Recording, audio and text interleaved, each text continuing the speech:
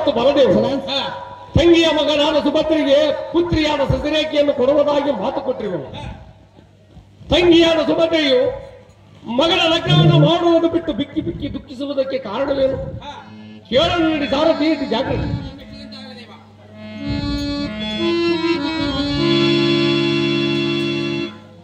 ತಂಗಿ ಏನಿದು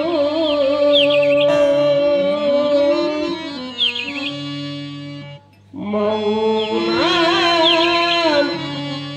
ಸಲ್ಲದು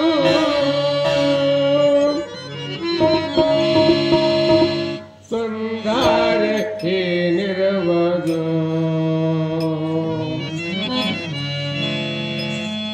ತೊಂದರೆ ಏನಿರುವುದು ನಿನ್ನ ರಕ್ಷಿಸಲು ನಾನಿರುವೆನು.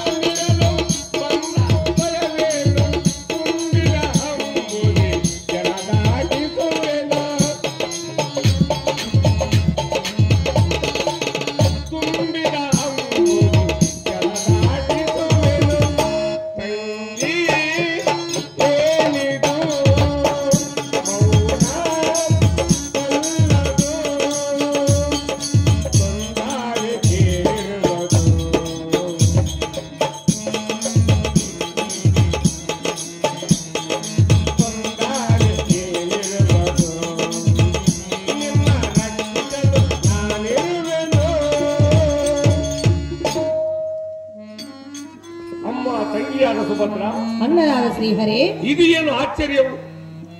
ಅಣ್ಣನಾದ ಬಲದೇವನು ಮತ್ತು ನಾನು ಪುತ್ರಿಯಾದ ಸಸಿರೇಖೆಯನ್ನು ಕೊಡುವುದಾಗಿ ಮಾತು ಕೊಟ್ಟಿದ್ದೆ. ಮಗನ ಲಗ್ನವನ್ನು ಮಾಡುವುದು ಬಿಟ್ಟು ಬಿಕ್ಕಿ ಬಿಕ್ಕಿ ದುಃಖಿಸುವುದಕ್ಕೆ ಕಾರಣವೇ ನಮ್ಮ ತಂಗಿ ಪಾರ್ಥನ ತಾಯಿ. ಅಣ್ಣನಾದ ಶ್ರೀಹರಿ, ಅವು ಎಲ್ಲ ಸಹೋದರಿ ಅಣ್ಣನಾದ ಬಲರಾಮನು ಮಗಳನ್ನು ಕೊಡುತ್ತೇನೆಂದು ಆಣೆ ಪ್ರಮಾಣವನ್ನು ಮಾಡಿ ಈಗ ಎಂಥ ಕಾರ್ಯವನ್ನು ಮಾಡಿದವನು. ಹೌದೇನು ಸಹೋದರಿ? ಅಣ್ಣಯ್ಯ, ಅಹೋಯನ್ನು ಸಹೋದರಿ, ಕೌರವನ ಮಗನಾದ ಲಕ್ಷ್ಮಣನಿಗೆ ಮಗಳನ್ನು ಕೊಡುತ್ತೇನೆಂದು ಹೇಳುತ್ತಿರುವನು. ಇದಕ್ಕೆ ಏನು ಮಾಡಬೇಕು ಅಣ್ಣ? ಲಾವಣ್ಯ,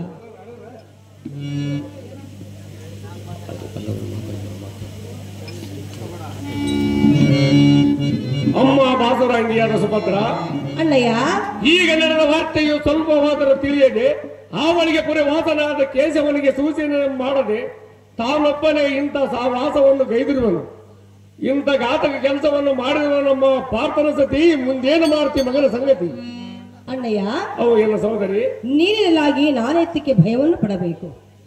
ಅಣ್ಣಯ್ಯ, ಅವು ಎಲ್ಲ ಸಹೋದರಿ, ಇದಕ್ಕೆ ನೀನಾದ್ರೂ ಈ ದಾರಿಯನ್ನು ತೋರಿಸಬೇಕು. ಗಂಡಿ ಅಣ್ಣ ರಾಜಾದ್ರಿ ಗಣ್ಯ. ಅವು ಎಲ್ಲ ಸಹೋದರಿಯಾದ ಸುಭದ್ರ, ಅಣ್ಣನಾದ ಶ್ರೀಹರಿ, ಹಾಗಾದರೆ ಹೇಳುವನಿಕೆ ಚೆನ್ನಾಗಿ ಹೇಳು.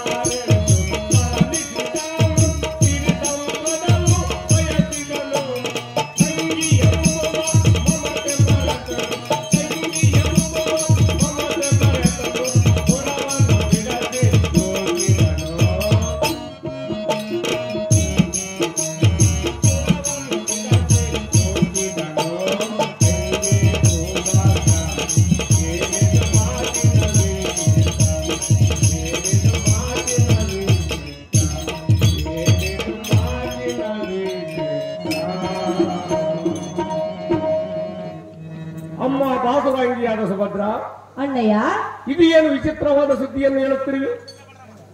ಶ್ರೇಷ್ಠನಾದ ಬಲದೇವನು ದುಷ್ಟನಾದ ದುರ್ಯೋಧನನ ಮಗನಿಗೆ ಹಿಂದುಮುಖಿಯಾದ ಮಗಳನ್ನು ಕೊಡುವುದಕ್ಕೆ ಇಷ್ಟಪಟ್ಟನೆ ಇಬ್ಬರ ಎದುರಿನ ಪ್ರಮಾಣ ಮಾಡಿ ಆಡಿದ ಮಾತುಗಳನ್ನು ಮರೆತು ಬಿಟ್ಟನೆ. ಅದೇನು ಕೇಳೋಣ ನಡಿಯಮ್ಮ ತಂಗಿ ಪಾರ್ಥನ ಅರ್ಧಾಂಗಿ. ಹಾಗೆ ಆಗ್ಲಿಲ್ಲ, ಕೇಳೋಣ ಬಡಮ್ಮ.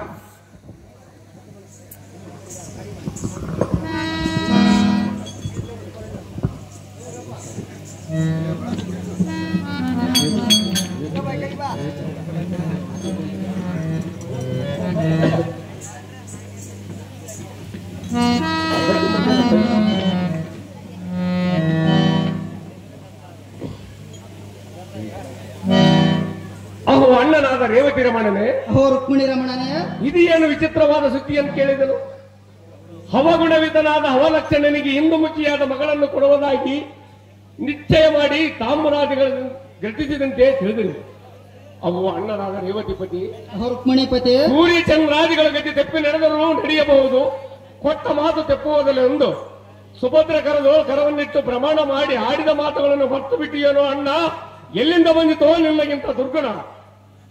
ಅಹೋ ಕೃಷ್ಣ, ಅವು ರೇವತಿ ರಮಣ, ನಿನ್ನ ಮನಸ್ಸಿನ ಯೋಚನೆಯೆಲ್ಲ ನಾ ಬಲ್ಲೆನೋ. ನೀವೇನು ಬಂದಿಯೋ ಅಗ್ರಜ? ಬಡ ಸಾಮರ್ಥ್ಯ ಸುತನಾದ ಅಭಿಮಾನಿಯ ಕೊಡಬೇಕೆನ್ನುವುದು ನಿನ್ನಲ್ಲಿ ಇದ್ದ ಹಾಗೆ ತೋರುತ್ತದೆ. ಮತ್ತಾವ ಸುಧನೆ ಕೊಡಬೇಕೆಂದುಕೊಂಡಿರುವೆ ಅಗ್ರಜ? ಓ ಕೃಷ್ಣ, ತಂಗಿಯಾದ ಸುಭದ್ರ ದೇವಿಗೆ ಉಣ್ಣುವ ಸಂಪತ್ತು ಕಣ್ಣಿನಿಂದ ನೋಡಿ ಮುತ್ತಿನಂತ ಮಗಳನ್ನು ಅದೇ ಮನೆಗೆ ಕೊಡಬೇಕೆ? ಎಂಥ ಮಾತು ಹೇಳಿದೆ? ಅಡವಿಯಲ್ಲಿ ಬಿದ್ದು ಕಾಲವನ್ನು ಕಳೆಯುವ ಆ ಭ್ರಷ್ಟರ ಮನೆಗೆ ಮಗಳನ್ನು ಕೊಟ್ಟರೆ, ಅಯ್ಯೋ ನಮ್ಮಪ್ಪನವರು ಎಂತ ಮನೆಗೆ ಕೊಟ್ಟರೆಂದು ಕಣ್ಣೀರಿನಲ್ಲಿ ಕೈ ತೊಳೆದಳಬಾರದು. ಆದ ನಿಷ್ಠೂರವಾಗಲಿ ಎಂದಿಗೆ ಮಗಳನ್ನು ಕೊಡುವುದಿಲ್ಲ ಸೌರಿ, ಹೇಳಿದ್ರು ಈ ಮಾತಿನೊಂದು ಸಾರಿ. ಅವು ಅಣ್ಣನಾದ ರೇವತಿ ರಮಣನೇ, ಓ ರುಕ್ಮಿಣಿ ರಮಣನೇ, ಹಾಗಾದರೆ ಹೇಳುವನೆ ಕೇಳು. ಅದೇನು ಚೆನ್ನಾಗಿ ಹೇಳು.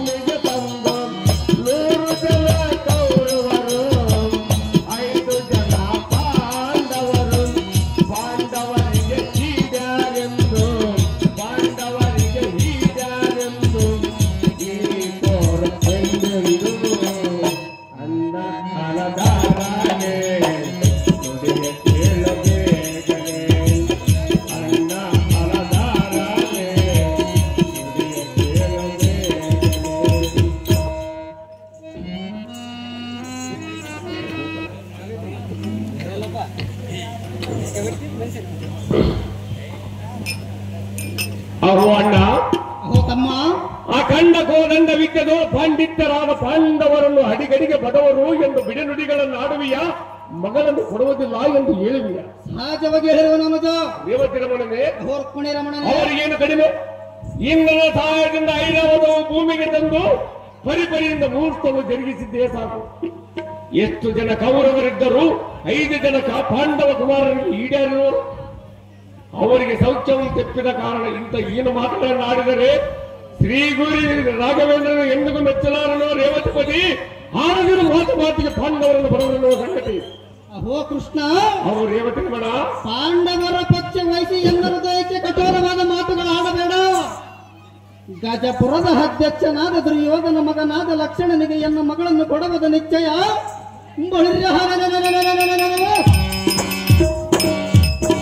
ಕುಲಗಿರಿಗಳೇ ಚಲಿಸಿದರು, ಸಪ್ತ ಸಮುದ್ರವು ಖೇರಿ ದಾರಿ ತಪ್ಪು ನಡೆದರು, ನಾನು ಕೊಟ್ಟ ಮಾತು ತಪ್ಪುವುದಿಲ್ಲ.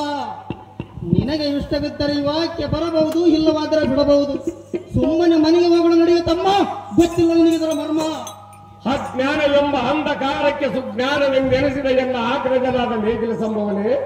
ಗೋಪುರದಯ ಚೋರನೇ, ಇಂಥ ಅಜ್ಞಾನದ ಬುದ್ಧಿಯು ಎತ್ತಲಿಂದ ಬಂದು ಆವರಿಸಿತು. ಎನ್ನ ಮಗಳಿಂದಲೇ ಶ್ರೀಯರೇ. ಪುತ್ರಿಯಾದ ಸದರೇಖೆಯನ್ನು ತಂಗಿಯ ಮಗನಾದ ಅಭಿಮಾನಿನಿಗೆ ಕೊಡುವುದಾಗಿ ಮಾತು ಕೊಟ್ಟ ಮಾತನಂತೆ ಲಗ್ನ ಮಾಡಿಸಿಕೊಡು ಎಂದರೆ ದುರ್ಯೋಧನನ ಮಗನಾದ ಲಕ್ಷಣನಿಗೆ ಕೊಡುವುದು ನಿಶ್ಚಯ. ಲಗ್ನಕ್ಕೆ ಬಂದರೆ ಬರಬಹುದು, ಇಲ್ಲದಿದ್ದರೆ ಇಲ್ಲ ಎಂದು ನಿಷ್ಠೂರದ ಮಾತುಗಳನ್ನಾಡುವೆಯಾ? ಸಹಜವಾಗಿ ಆಡುವನು ಕೃಷ್ಣ. ಮುಂದೆ ಬರುವ ಕಷ್ಟ ನಿಷ್ಠೂರಗಳಿಗೆ ನೀನೇ ಪಾತ್ರನಾಗಿ ನೋಡು ರೇವತಿಪತಿ. ಮುಂದೊಂದು ದಿನ ತಿಳಿಯುವುದು ನಿನ್ನ ಮಗಳ ಲಗ್ನ ಸಂಗತಿ.